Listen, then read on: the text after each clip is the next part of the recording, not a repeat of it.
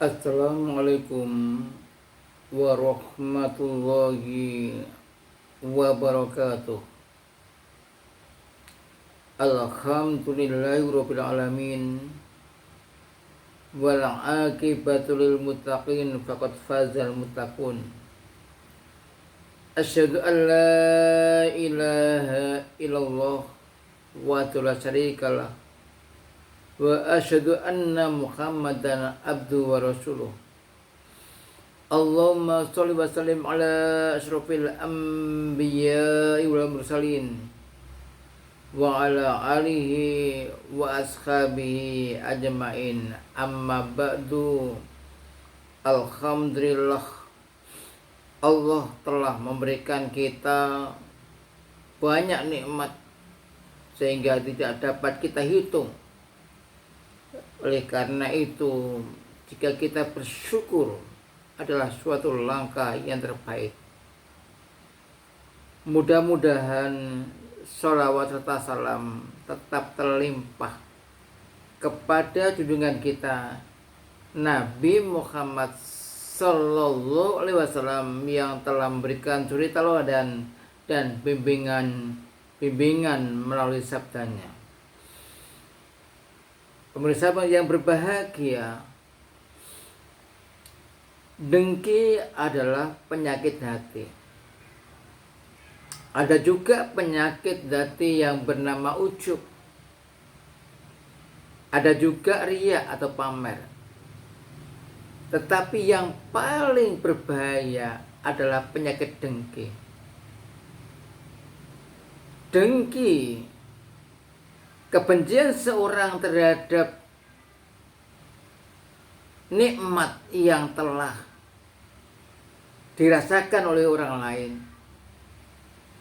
Ada orang lain naik pangkatnya, dia nggak rela, iri hati. Jadi kebencian, iri hati itu yang akan membawa seorang dengki kepada orang yang mendapatkan nikmat dari Allah Subhanahu wa ta'ala. Di dalam Al-Quran telah disebutkan di dalam surat An-Nisa ayat 54. Am yaksudunan nasa ala ma atahumullahu min fadli. Apakah mereka hasud, dengki kepada manusia atas apa-apa yang diberikan oleh Allah kepada mereka dari keutamaannya? Di dalam suatu hadis diterangkan, iyyakum wal hasada fa innal hasada ya'kulu hasanati kama ta'kulun narul khataba. Jauhilah dengki itu, karena sungguhnya dengki dapat memakan kebaikan seperti api memakan kayu bakar. Diperintahkan oleh Nabi agar jauhi iyyakum wal hasada, jauhilah dengki itu. Fa innal hasada ya'kulul hasanati. Sebab jika kedengkian itu kita lakukan, baik perorangan maupun dengki berjamaah, maka kebaikan-kebaikan yang telah dilakukan, telah ditenun oleh seseorang atau kelompok, akan musnah, akan hilang. Sebagaimana api memakan kayu bakar.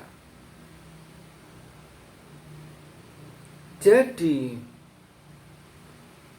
dengki itu penyakit. Penyakit hati yang paling berbahaya. Apa obatnya? Obatnya adalah bersyukur kepada Allah Subhanahu wa ta'ala atas pemberiannya.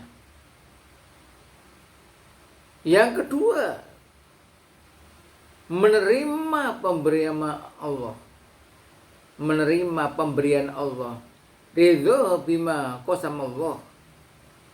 Senang, merasa puas dengan pembagian Allah Subhanahu wa ta'ala. Itu baru akan hilang ketinggian itu.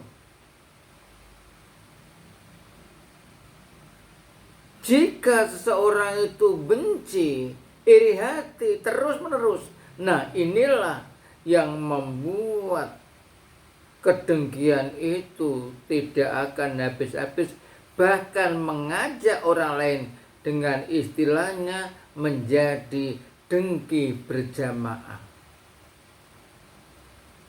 Di dalam surat Al-Maidah ayat 2 dilarang. Wala ta'awanu 'alal ismi wal udwan. Dan jangan kalian itu saling menolong dalam perbuatan dosa dan permusuhan. Jadi kalau kita melihat ada orang, kelompok yang selalu mencari kekurangan orang lain, padahal sudah bagus, itulah kedengkian telah ada dalam hati mereka. Mereka terus mencari kelemahan-kelemahan orang lain. Meskipun orang lain itu yang didengkinya itu sudah baik, dia tidak merasa puas kecuali dapat menghilangkan nikmat yang diterima oleh orang lain itu. Oleh karena itulah kita sebagai hamba Allah tentu kepingin hidup tenang. Sebab orang yang dengki itu tidak tenang, gelisah. Tapi kita dengan selalu mengingat Allah Subhanahu wa ta'ala, bersyukur kepada Allah Subhanahu wa ta'ala, dan menerima pembagiannya, itulah yang akan dapat menghilangkan rasa dengki yang ada di dalam dada kita. Semoga urian singkat ini dapat bermanfaat bagi yang menyampaikan maupun bagi kita semuanya. Demikian, wassalamualaikum warahmatullahi